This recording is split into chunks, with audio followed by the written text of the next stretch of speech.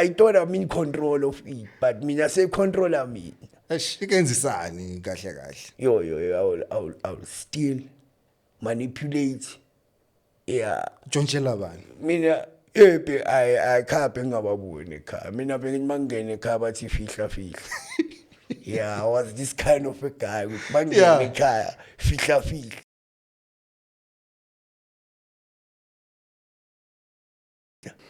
Welcome to Rise from Rock Bottom with Ndicheni. Today I have my brother here. To me, he's not a guest, but to you guys as people who are watching or listeners, whether you are watching or you are streaming, whatever you are doing there. Yeah, this guy has a story to tell, and today I said, let me give him a platform. Maybe his story is going to help someone from somewhere, I don't know. But if it can help just one person, I'll be so happy and glad that at least someone heard the message that he had it to say. How are you, my brother? I'm good in yourself.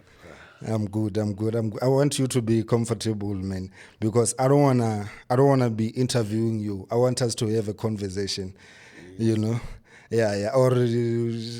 But I want us to have a conversation. I don't want to be interviewing you because I want you to tell me your story. I want you to tell the listeners, not just me, your story.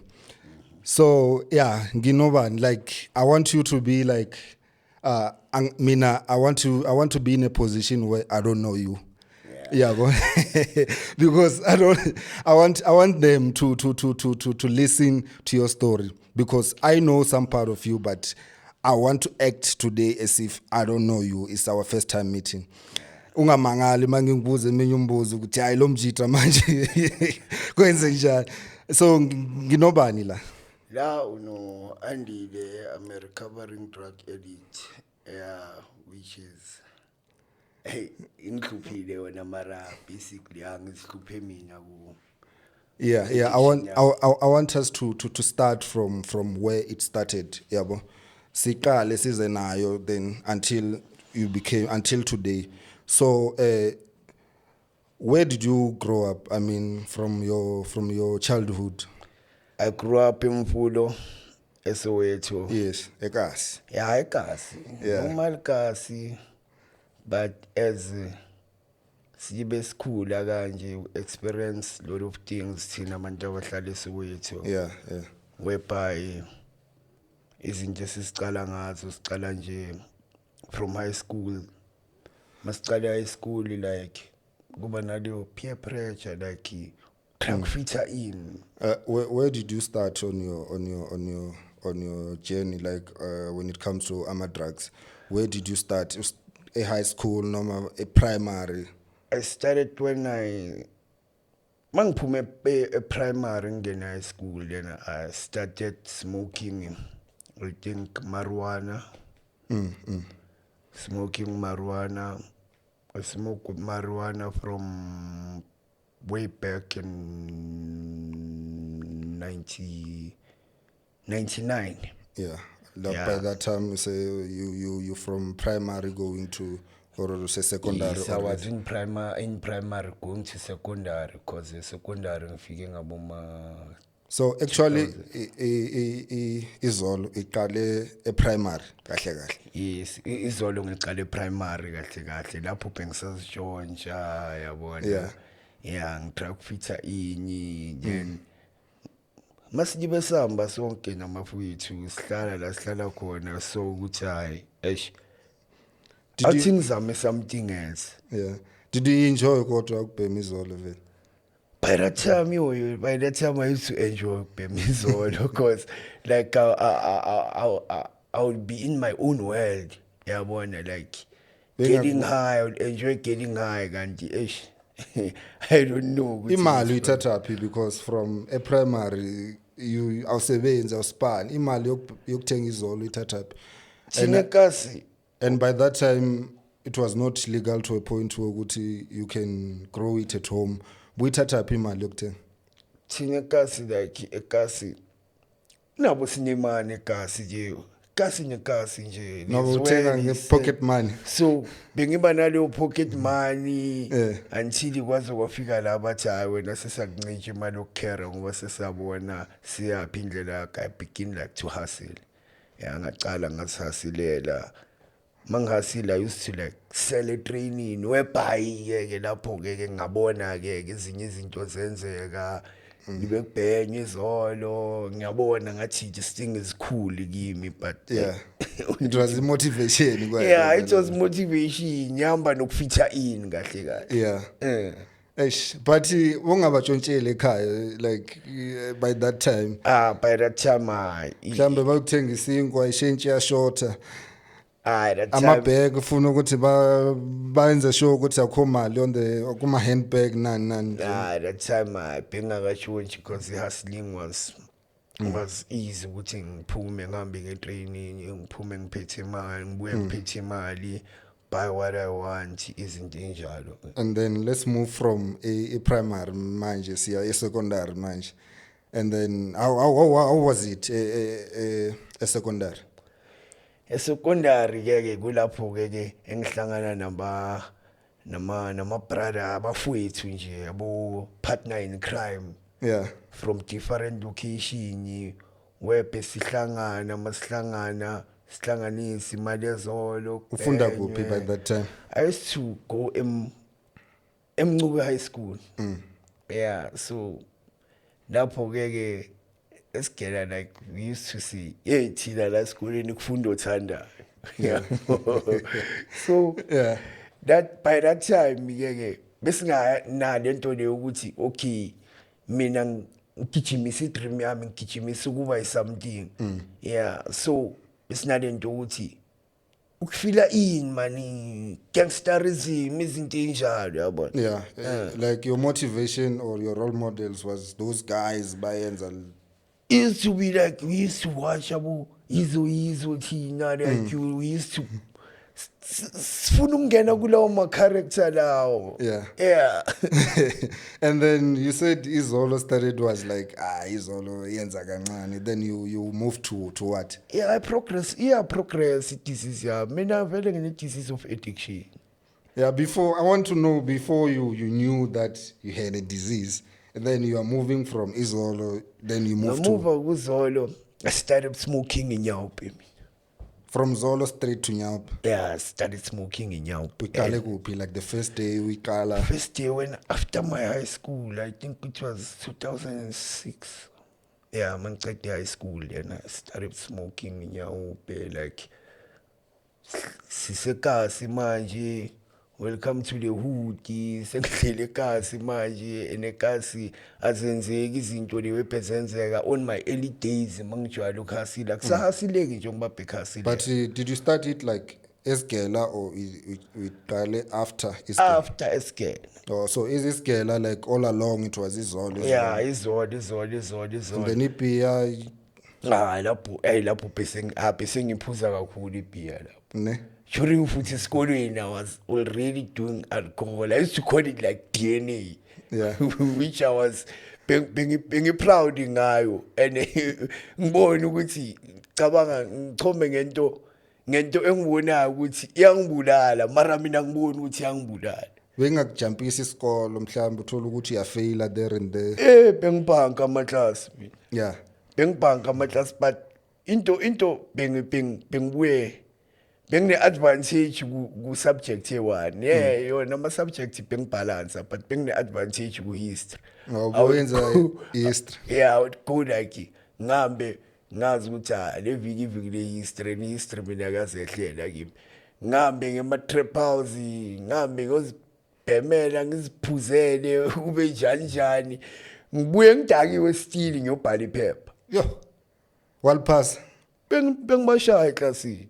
Hathi mezwe genius wena. Bengibashaya eclassini ene ukuthi bengidlala ngabo lo genius. I didn't know ukuthi bengidlala ngabo. Phela mina when I would write ngingafundanga the night before ngibona isibuko straight.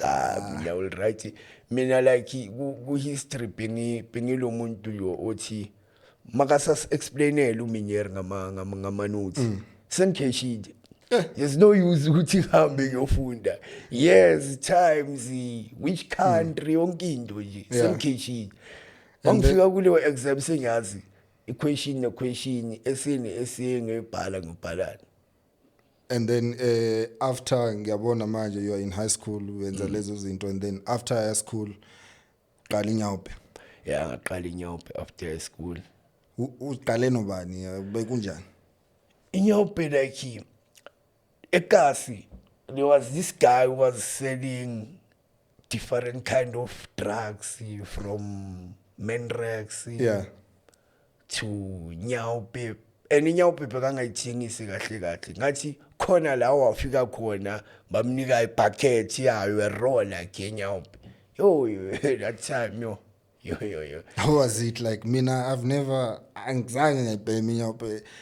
I'm sure there's someone who's. How was it like? Injani? Honestly speaking, yo.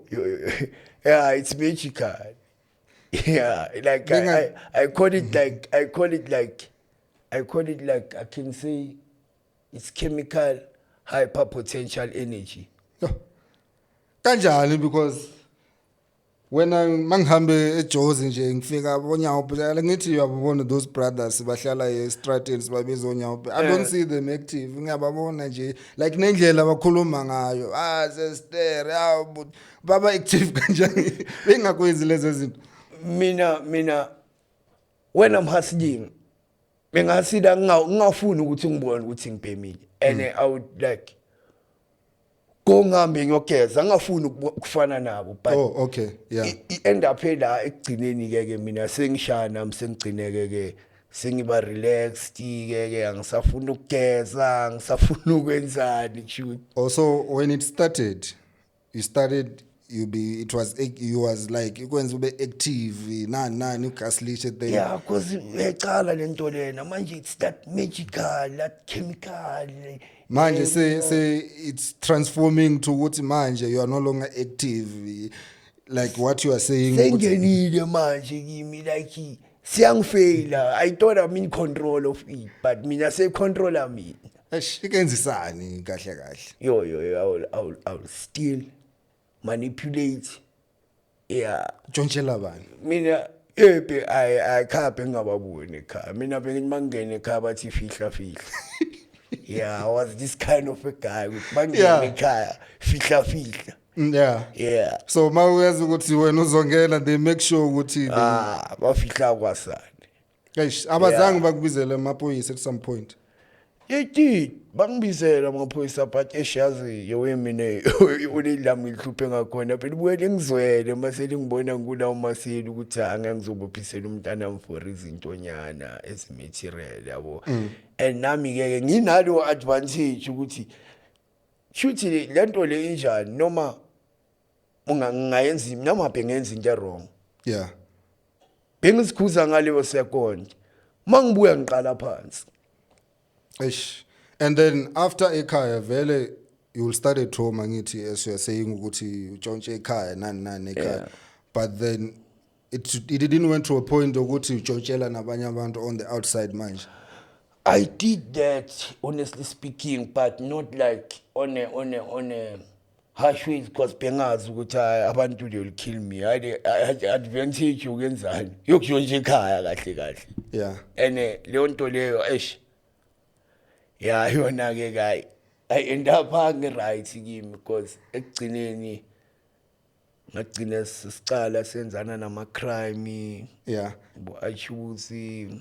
And then okay manje so ubhema inyawupe yakutshontshisa ekhaya nani and then after inyawupe what happened? Did you move to something else? It was Menrex. After that, yeah, I didn't just smoke inyawupe alone. I was using like different kind of drugs. Yeah, I would smoke Menrex, then progress disease addiction went to begin to smoke crack cocaine. Yeah, when I was like early moment, I think it was 2003. I got Spain somewhere. Yeah. Ngihlala nelinye ndiya ngiphatha grandi yabo, so there, I think I was living somewhere in Bosmont.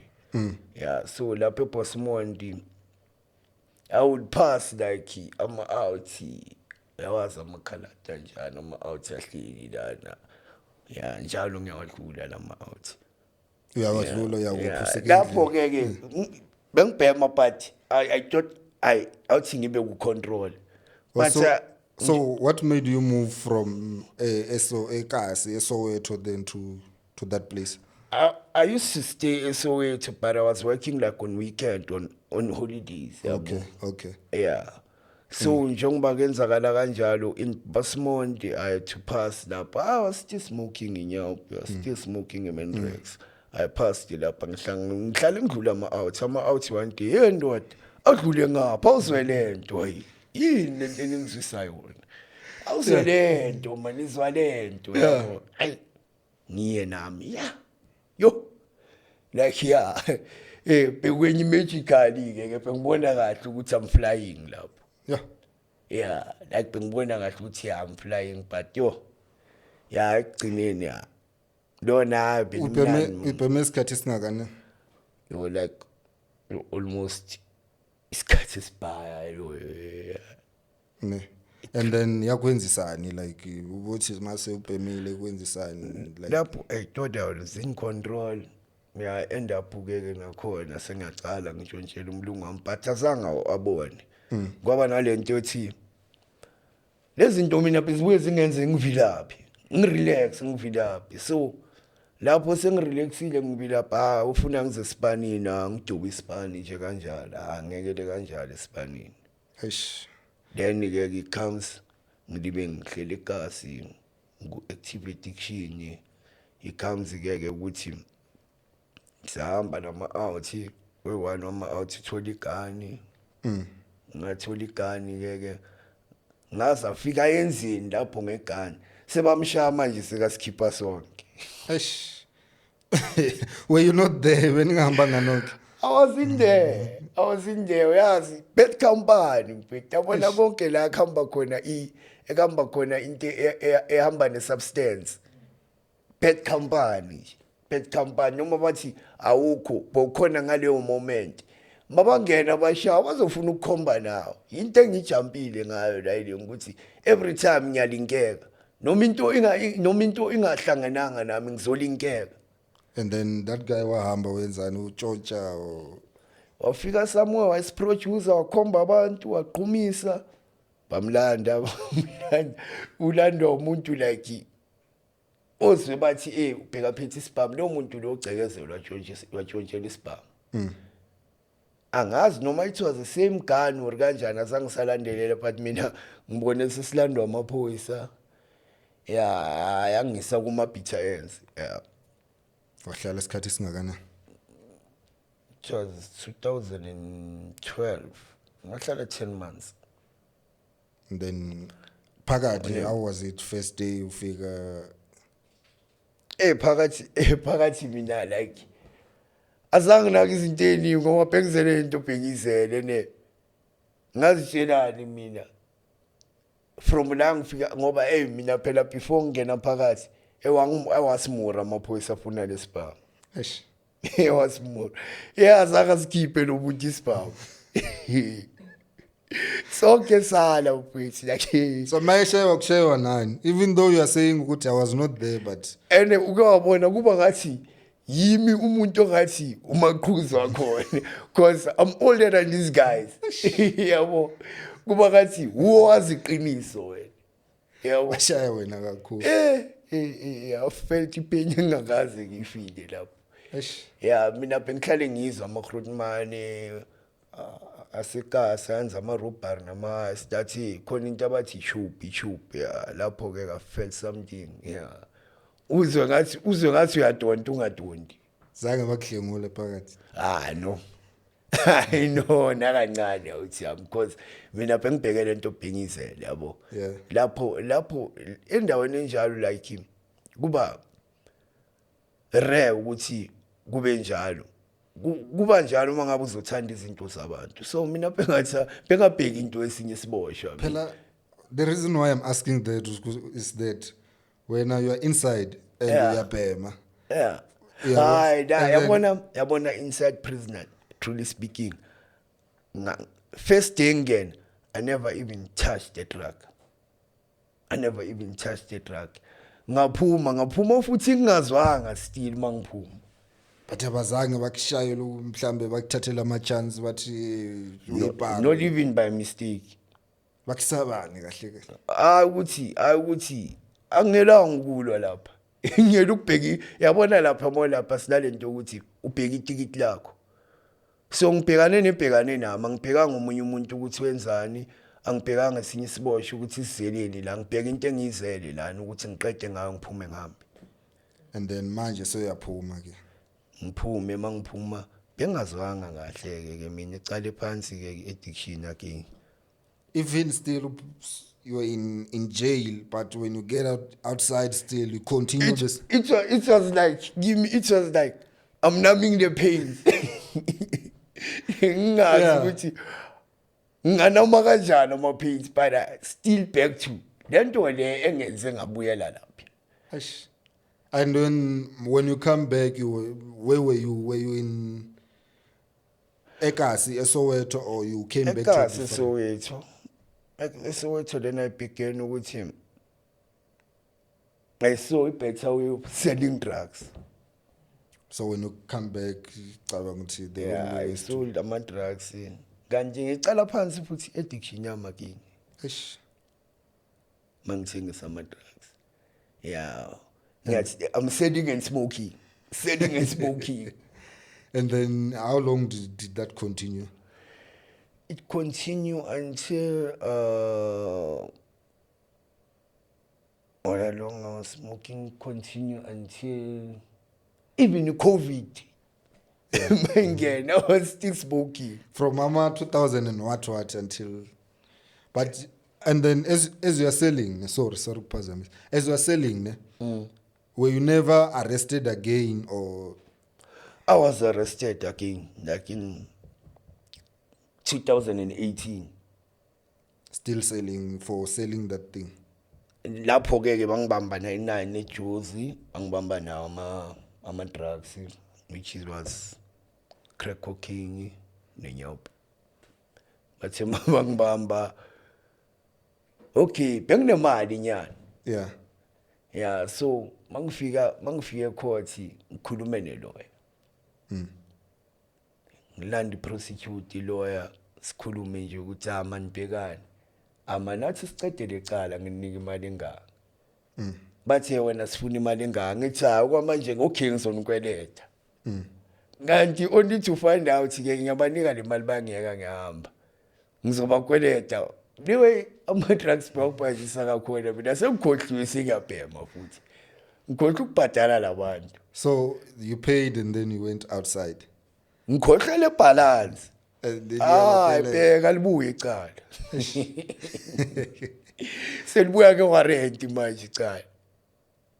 Because of our kokanga the balance. Angicedanga ibalance apho.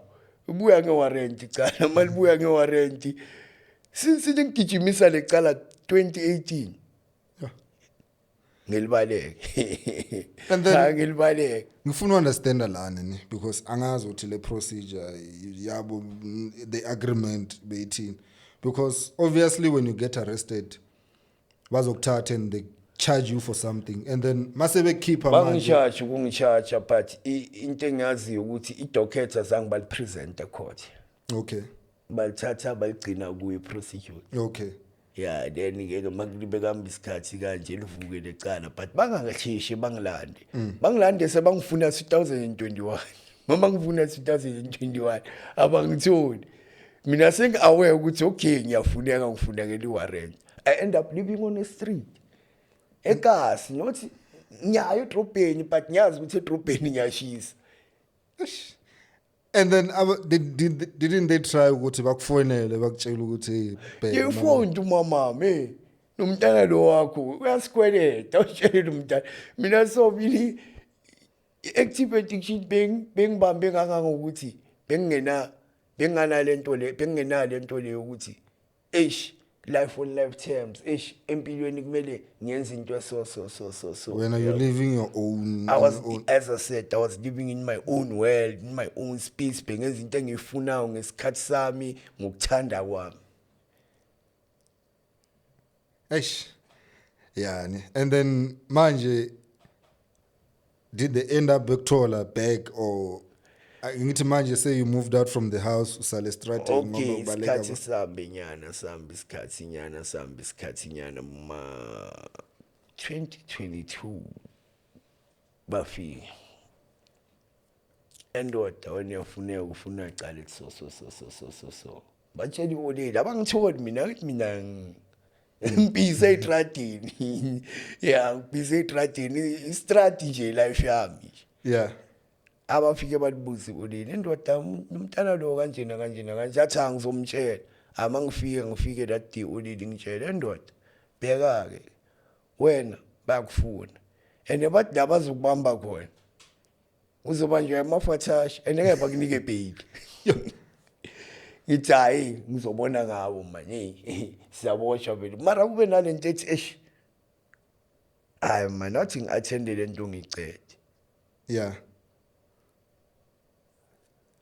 I think it was 2023. yeah 2023 bafike futhi. yeah Endoda sakufuka ngiye ekhaya hayi ngilale vela bangithole wafika entatha lapha bangithole. I remember beku February mabafika bangithola bangambise lapha epolice station ngicharge kusasa kwakhona court. Court bathi remind futhi remind inside ngibuyele ejele futhi. Ngibuyele ejele futhi ngihambe ngejele. Yeah. and then when you're inside ngithi uyabhema ke manje you're inside awuhalela ukuthi ungabhema Mina benginalento le ukuthi when I'm inside ngacala nje ngathi lezinto zizongibhayizisa ngizojwayela esinye isiboshwa kabi. Arala nje singangijwayeli esinye isiboshwa. Yeah, so ngathi hayi thime nendaba yokubhema. ubaleka ukuthi manje sekubheda bazokufuna ezinye izinto Angifuni izifikele, angifuni ukuthi nje ngijwayele esinye isiboshwa kabi. Yabo ngoba mina into benginalento ukuthi ngibatshele makafika la kimi ngimtshele bheka la ngiboshiwe. Uzwela into yakho ngizela into yami. So wena bheka into yakho ngibheka into yami. Angizelanga wena uzelanga mina la. Yabo into enjalo. So by that time ke mangishaya nge-reminder 7 days. Yeah, 7 days ngihambi ngibuye. Mangibuya same mama uye. Angazi uyithathe imali ebheli. Angibheli uma ulile. Mangibhela same day ngithi mangifika. Ngithi hayi ngigrand ngenyawo. Ngisafuna ama drugs. when was it That was 2023. but ikhona we'll continue where you are now ne? But I'm curious ngokuthi when you are inside ne didn't they come to you and ask you ukuthi book sicela usibhatala imali yethu since you know you are owing us? They didn't come ekhoneni Bengathathi next kumuntu. ngisho amaphoyisa to you Amaphoyisa. angithi Yo, ungene it's ngoba a- you owe them Yeah, so yeah. didn't they come to you and ask you ukuthi No, now idocket selisecourt selipresente to court last njengoba bengapresentwanga to court manje sengikwelede court. and then how much was it leyo mali like the one that you paid first and then the balance I was supposed to pay 3,000. I paid 1,300. and then we snare money but it's not ukuthi I know ukuthi by that time it was a lot of money. It's not ukuthi wena buhluleka ukuthi ungabanika leyo mali ukuthi busitshelile ukuthi I-addiction idlala ngami mfowethu. Idlala ngami mfowethu. Shuthi into bengiyazi nje is just to get my next fixed. Ukuthi kwenzakalana nginandaba. then okay let's continue then on that story ukuthi now you are back you are coming back at home kunjani ekhaya are you still continuing or Ya ngiyabuya ekhaya. Mangibuya ekhaya ngahlala boma first week, second week, third week, ngilibe nga-attenda vele. I think it was February the 28th. Yeah, the 27th of February. Ngishanga 10 months. After going like maybe masiphelile then Ipheli yabuyela kumama ngishanga 10 months. Bathini ba require ukuthi yendoda ya ubhadala ifine or isakeka kanjalo ngithi umama mathini endoda athi ngibhadala ifine sibuyele ekhaya ngithi hayi bheka mama lento street angithi ngiyenzile icrime athi ngoseva lesikhathi bengiganga ngaso wena ya ngibona ukuthi life ngipha mapha ama challenges lento ibhekane nami awuthi ngibhekane nayo yeah that's where ke ngihamba ngenzi 10 months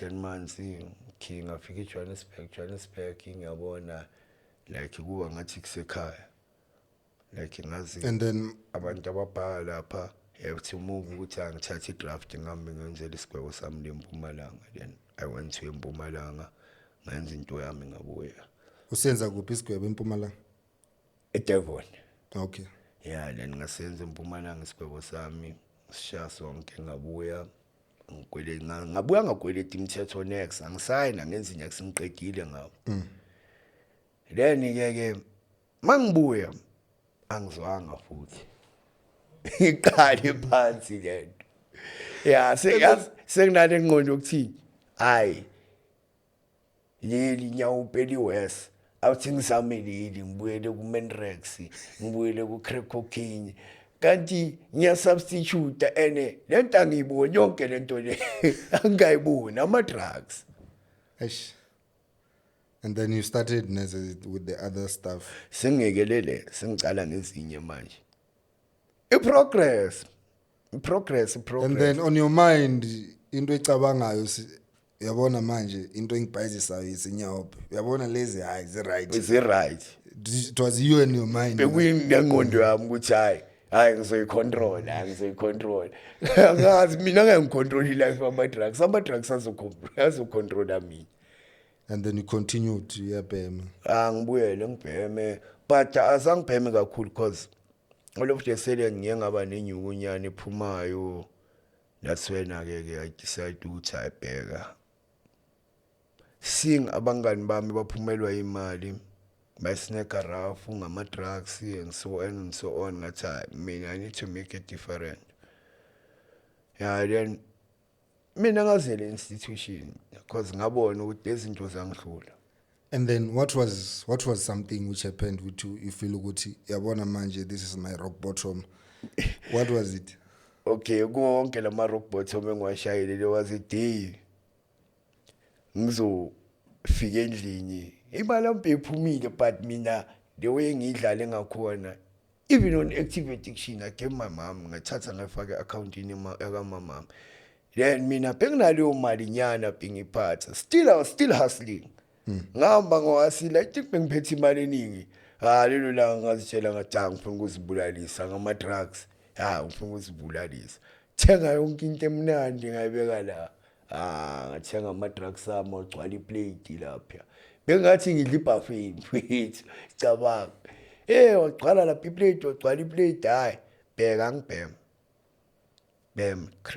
crack phumele ngaphandle and anyway bengena khanda ngakhona mina I would smoke a crack inside the house. Thank you. Yeah, umama liba se dining room ngisekitchen ngibheke nginalo advantage ukuthi hayinuki lento and umama uyalazi lephungu uyalazi uvela uqalile ngale zinto zakho mama kancane mama yabona yonke into ngithi ngiyazidefenda nje kuyonke into. And then when mawenza le buffet what was in the back of your mind? Athi ngukutshela warepeni ke ngizitshelile ukuthi anginemali ngifuna ukubhema ngalelo la. I smoked, I went outside. Okay, the crack I used to call it upper. Then there should be something after upper engiyitholayo eyi-downer which was a Menrex. Yeah, ngadowner lapho. Mangidowner lapho ngibuyele endlini. ithi hayi apha futhi ngiaphe another 2 futhi wa ngibuyele ngaphandle ngidown mangibuka yodown futhi ngibuyele endlini ngifaka ukudla ku microwave. So multi upper and downer, it's like it makes The other you one feel high. The other one ingenza ngibe hyper, the other one iyangikama down. Oh, okay. Yeah, so mangibuyele endlini ngibeka ukudla ku microwave ngikhipha upper yami ngiyashaya. Ay mangishaya same time mangizwa lo hit leyo, like that world of mine, that lo mhlaba wami lo ongalunganga zithi phansi mangiwa lapha phansi oliphume ekamereni. Yeah, andile enhleki kambani ngawo ufuna ukubulawa ama drugs mntanami. Ayish yabona lapho ke ya ngibe ngalento lena ke ithi yabona manje pause ufuna ukubulawa ama drugs mntanami. Kunini ubhema ama drugs andile ngcono ngoba i-funeral police ngiyayibhadala sengimele nje ukungcwaba. Ya lapho ke wazi ke I can say spiritual calling yami or spiritual awakening yami lapho ukuthi I don't wanna die. So that's why you felt ukuthi yabona ke manje I've reached my wrong patrol. Yeah, like apart from ukubuya emajele abuya nje nokungivusa esibhedlela ama drugs mi. Ngaya ku institution ngayi1 mangibuya ngathi neyake Esibhedlela bungena njani? Abuke ngivusa lapho ngendlela ukuthi that time I was bengikhona ukinhale ngakhona ukuexhale. What was the overdose? Was the overdose ngapha ngine chest pain ngizwa ngathi sengibronchitic kanjalo. Bheme kakhulu kahle. Ngibheme over, like ngibheme over. Yeah. And then manje sokhuluma ne old lady. I don't know. Ngathi I'm trying to put it on my mind ukuthi mhlawumbe uhleli phansi noma usempetheni okhuluma nawe. That time like I felt like mangiceda ukudonsa like on my back with my head yo. Abona maliveli olelithi andile mangiphakama was like ngiphakama njengo Undertaker ngalibheka. Hey andile ufuna ukubulawa lezi zinto wena, ufuna ukufa ubulawe lezi zinto ngcono i-funeral police ngiyibhadala lapho ke I was high. Mina I used to say mangibhemini bengilala njengomntana omncane, but that time I never slept. And then le I buffet. even closed the buffet. How much did it cost you le buffet? It was imali like on all those drugs. It cost me around about 600 to 800 for that buffet. The buffet bill up. And shop and up me roughly picks up me 250. And then my old lady Kuluma now, what happened after I came that? to that point ukuthi no ngiyaphuza, I need to go to sleep because ngaleso sikhathi it was around about 12 to 1 midnight. Mina I would smoke kuze kube midnight mina. Ngakalamula 1 o'clock I wouldn't sleep. Eish. Yeah, sometimes I would say I'm not enough. Ngithatha advantage ukuthi nginemali. I'm not enough. Ngizophuma ngabo 2 ekseni. Go to my dealer. Ngabo 2 ekseni. Uhamba ngenyawo. Ngihamba ngenyawo ngihlangane nabo abobani lapha eKasi nabo Nkunzini bonke labo njandini baseKasi. Ngihlangane nabo. Hayi nami ngunjandini. Bazongenzani? Yeah, instead wena disturb wena wathi mina sangithi nibambe nenkunzi nina nimeni kancane ni. Ngihambe ngilapho ngithenga into zami ngibuye leyo ebhengakhona. And then what made you to say ukuthi yabona manje this is enough, I want to stop manje? Ngabona mangizowa switch off nje yazi kube yimini switch down nje for more than 2 minutes mangibizwa uleli lami ngibe ngiphakame la ngabona kahle ukuthi la I should stop because previously I had to bury maybe abangani bami abayi 3 to 5 active addiction. Yeah, I've like experienced a lot of my friends on active addiction dying. Even me when I recovery, like it was more than 15 friends of mine who were still in active addiction were dying. And then how did you find help?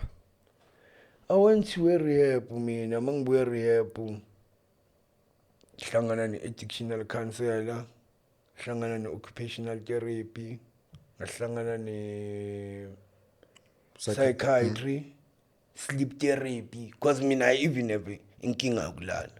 And then who got you? How did you get to rehab? Mina I've organized it for me myself. Ngazihambela ngazela ku-social development. Yeah, ngabakhalela inyembisi bathi hayi ndoda bheka sokubiza somuntu then you have to ukuthi bangifaka ku-short list yale booking yabantu abahambayo by-rehab. Then I went there ngoba how was it ama-withdrawals? Yo ayikho into engimese up njengama-withdrawals. Yeah, I remember like the first week was like yami be ngizwa ngathi angeke ngibe nama-withdrawal. No, I'm just fine. Yeah, wayisinga nana edit like me, yeah, toilet, abanye yonke lento lena, yeah, yonke lokugula lokhu, yeah. Ayi ngibone straight la ukuthi hayi la ngafiwa la. But there was medication la period ngoba mina bebanginika amanye amapilisi okudetoxa because I had a stomach cramp from kulona kulelona lebhengisebenzisa ngisayisebenzisa manje seyufit me more kahle. Yeah, so ayisakhona ukufiteka le habit yami. Sengishawa ama-stomach cramp manje izinto enjalo ngihambe boni okay bengilala mina ngafuni nokudla ngaze ngalandwa abonesi bangitshela indoda wena awuyobona unesi uthi wathi nasikhona abonesi hayi mangenzela izinto. I remember me ngihlala ku drip isikhashanyana malanganyana then wena mangibuya ku drip ngacala ngajima push up nyana bangikhiphe dripini ngabuye wodini. I started ukuba grand ke lapho ke. Yeah, ngibonana ne-addictional counselor engilayo ukuthi indoda nento so. Yeah, wena mfowethu unesifo sakhe addiction enebheka wacala wena wathinta ngeke ukhona ukustopha. And nami mangiyayibheka lento le ingenzekele quite few times ukuthi from ejele ngiqale phansi mangiqala phansi angikhona ukustop ngize ngibanjwe enye situation ezongiyenza ukuthi ijele futhi angikhona ukustop mangibuya ngiqala phansi angikhona ukustop. So ngibonile ukuthi hayi mina like ngiyakhona ukuzinceda mina self ukuthi ngithi hayi ngiyaquita. I need like therapy, ngifuna i-social work, ngifuna like different mind ukuthi angistophe to mind altering substances because mina benginenkinga ama-substances mina. And futhi hayi ukuthi benginenkinga ama-substances mina bengiyinkinga kuma-substance because kunento so usinemana kami phezu kwendlu ngevuvuzela shaya ivuvuzela athi uzosinika usithathe endlini and go to him yimi engizithatha ngiye lapha. And of course nemani ungivimba endleleni athi indoda wangasiniki kimi namhlanje and so on yabo. Akho umuntu ongilwisayo rathi hey wena usinyeyi la wena hey wozosinyala ayikho into enjalo. It's me and me oyinkinga kimi self ukuthi ngifuna samoya lento le engangifuni mina and kwayona lento le angibizi yona ithi wozongibhema. Yimi engisifuna kuyo ngilibe ngisifaka enkingeni into enginyothisile ngami. So kahle kahle rehab they rewired your thinking, and that's where you get Yeah. to understand more ukuthi Yeah, why ukuthi- izinto zinje. Yeah. And then you saw ukuthi the only option is for you to quit. Yeah, it's to quit. And then uhlala isikhathi esingakanani rehab? Mina amanye bahlala isikhathi, mina ngahlala 9 weeks rehab. Only 9 weeks. Mangibuya ngasafuni next. And then how did you stay clean after rehab? Because I've seen a lot of stories about they come back to rehab, they don't even last isikhathi eside, then sebabona estrating, they go back, they in and out. I normally I've got something to do, like go to gym and then ngenza all kind of gymming. Yeah, okay. Share physical training. Ngiyalifta if ngiyathanda. Mangithanda ngigibela istrati, shaya boma 13.6 kilometers. Yeah, like mangisizwa ngathi ngiyamind altereka, I go to gym. Mangisizwa ngathi ngiyamind altereka, I read something. Yeah, vula nje incwadi ngisifundele something which is interesting. Yeah, then lapho ke ngiphushe kanjalo ukuze ngifike la ngifika khona. If I've got something or life or lifetime things, like kumele ngihambe ngibhadala ama-account, the things that bengazenzi. Ngiyahamba ngibhadala ama-account, makumele I've got even no irresponsibility ukuthi okay, ngihlala nethama lami lagula. Ethama lami somewhere somehow kumele ngelanga le-appointment ngilivase esibhedlela. And then abangani, because they are still there. Usibani bani umshiye khoneni, usekhona yena. Wenza njani? How do you make new friends? How is it? Into engichazile like rehab nge-addictional counselor yami yanginika advice one. Ukuthi bro, if you don't want to find yourself in active addiction again, avoid 3 things. Those people that you used to chill with and call them abomacala, abangani bakho, abangani bama bezinto ebhedayo zakho ngoba uyazi lezo zinto zakho zabheda. Avoid ukuya kule ndawo abahlala kuzo, like trap houses, corners. Avoid la toys akho. Mina ngilala ama toys ami ngidlala ngawo, and la toys ami yeah, kushuthi angenza ngathi ngibe umntwana vele ama toys, angenza ngathi ngibe umntwana. Ama-toys. Hayi la toys ami lawo. Yeah, ama toys kuba ngathi ngumntana nje. Ngiyabo. Yeah, that's why ngibiza ama toys. Kimi sekuwa ama toys. But you never worked 12-step programs like other people do ukuthi that's how they move on with life. I do work the program, but the thing is one about the program, like I don't know, it is your spiritual power foundation, so I don't have to. So angifuni ukuthi to go like inside about it, but I want to. All I know is that like mina ngimi kanje. I'm a moving message. Message ngihamba mina. Yeah.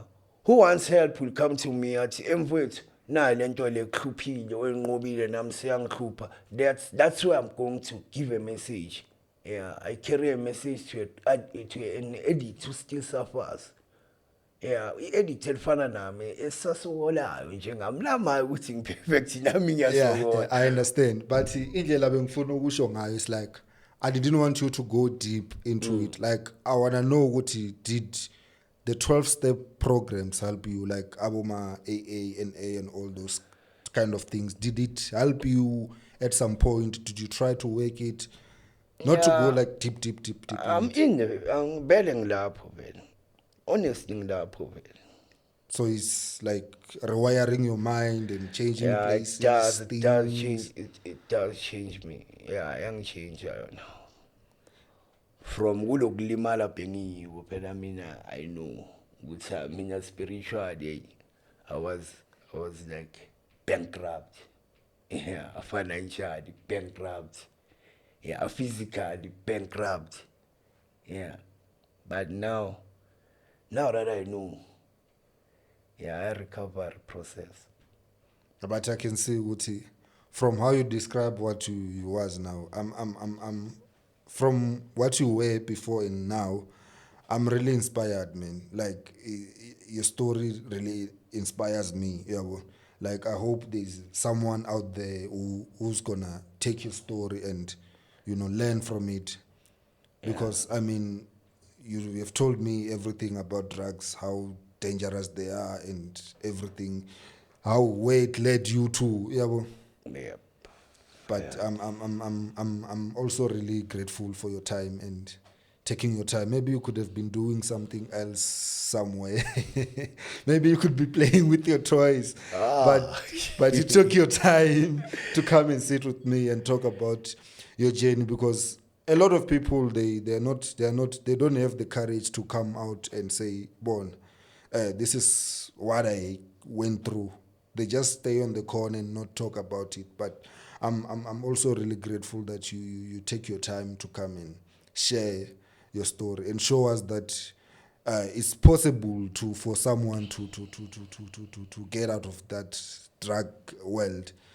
Yeah, well. But I want to asena isikhathi yabona, because yabona ngeke sihlale la the whole day or night, whatever. But I just want you to say your last message, maybe to someone who's watching there, not talking to me, but talking to someone out there who's watching ukuthi, maybe just give them maybe in a 10 seconds. 10 Hope. seconds. Yeah, well. Okay, I can say, yeah, even if you are in active addiction, but we do recover. Yeah, we do recover. It's just that you must give yourself a break. Yeah, and try to follow yourself, because it's not like la engibuya khona. I didn't believe in myself. I didn't believe that I'll just leave drugs just like this. Yeah, and I'm so grateful that I have even to be close to my higher power, the power greater than myself. Yeah, the God of my own understanding. Because I can. I think we have to cut it here. Thank you so much. Sure. Ngimdinda mzimu nami sinanga madoba. Thank you.